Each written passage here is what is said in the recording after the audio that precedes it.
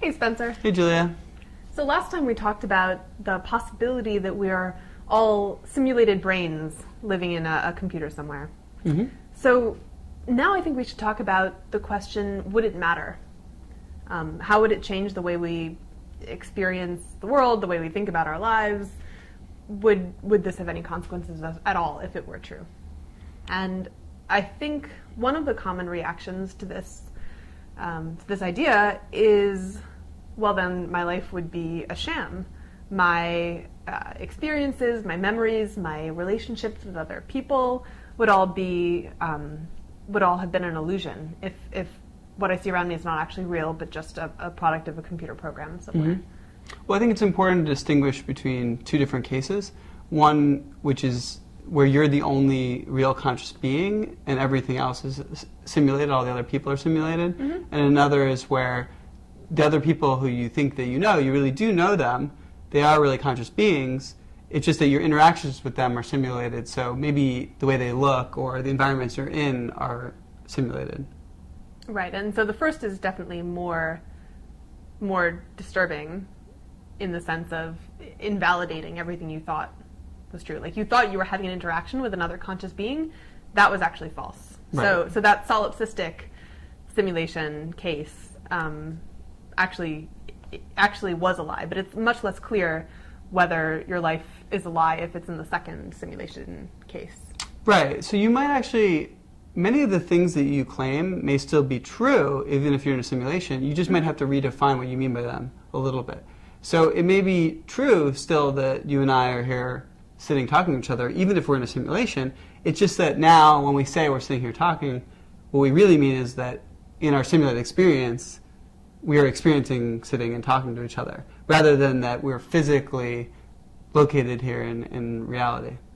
Right, and that reminds me of something, I think I read it in a David Chalmers paper called The Matrix as Metaphysics, I believe. It was a paper about some of the philosophical questions raised by the movie The Matrix. And he made a point which I think I agree with, which is that if somehow we discovered that we were in a simulation, in the second kind of simulation that you described, in which there are these separate, individually conscious minds, they just are made of electrical impulses in a computer, then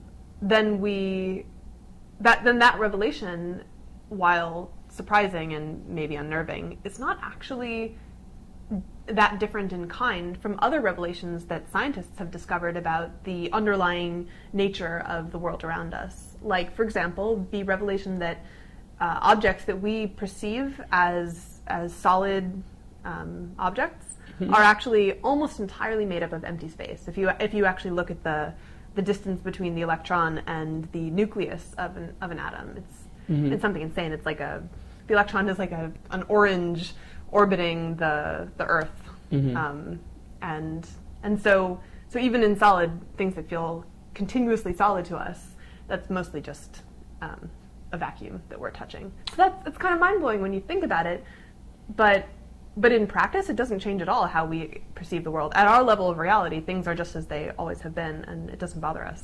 Right, and for example, we think that we see in 3D because that's the experience that we have. But in fact, we only see a two-dimensional plane of light as it hits our eyes. And our brain is effectively simulating the third dimension.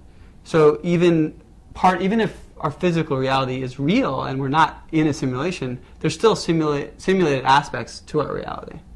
Sure, like our sense of taste, right? There's nothing fundamentally tasty about an ice cream cone, right? It's just there's a configuration of molecules in this substance that is ice cream, and our brain, in response to that, gives us a sensation.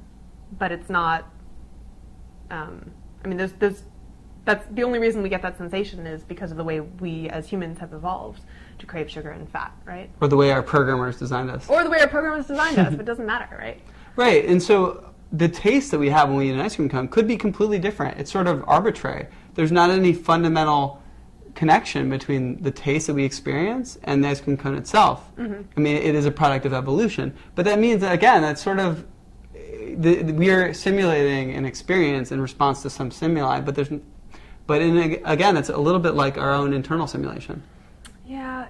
The one thing that's still bothering me about the idea of the simulation is, okay, this gets dangerously close to discussions of free will, but I can see how even in the second case you described, in which there are these separate individual independent minds in a computer program, it could still feel fake to people. Our world could still feel fake because our programmers, well, I guess it depends on how they program the simulation. If they just programmed it with sort of the starting conditions of the universe and the laws of physics and let it run, then it really does seem to be pretty much equivalent to our world as we currently understand it, just made up out of electric impulses and bits.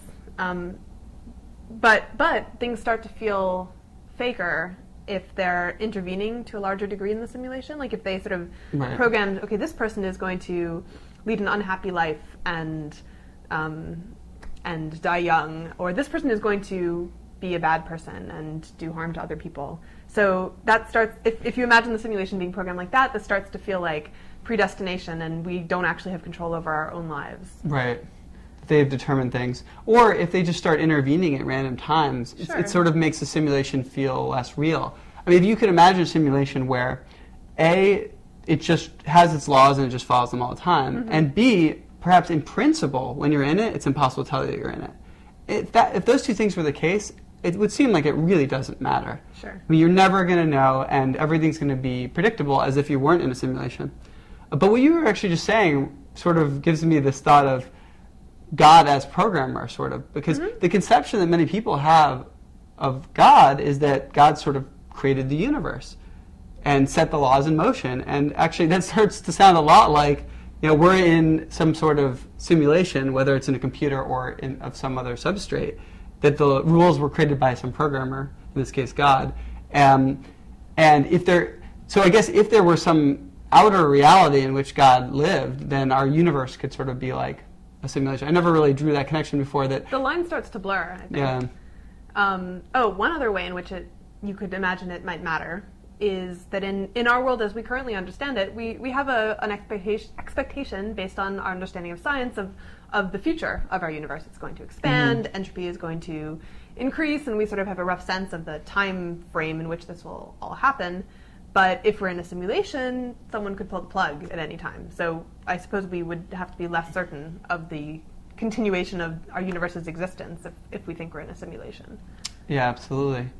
This conversation is reminding me of a cartoon I once saw where it basically has a brain sitting in a vat, and the brain is lamenting that it decided to go and take the red pill. So if you remember from the Matrix movies, when you take the red pill, you learn about that you're actually living in a simulation and you get to experience what's outside of it. But in this case, what's outside of it is you're just a brain sitting in a vat. And you can't move, and now you're just sitting in a vat for the rest of your life. Exactly. Right. So this raises the question that in some cases, even if we're living in a simulation and it's less real in some sense, we better not leave it, that maybe reality in it is so much better that the truthfulness could never be worth it.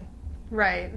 And it helps us accept that approach once we've reasoned out once we've gotten to the conclusion that our experiences are not necessarily less real just because they're made up of computer bits than they would be if they were made up of physical atoms in a physical world. One last bit of caution.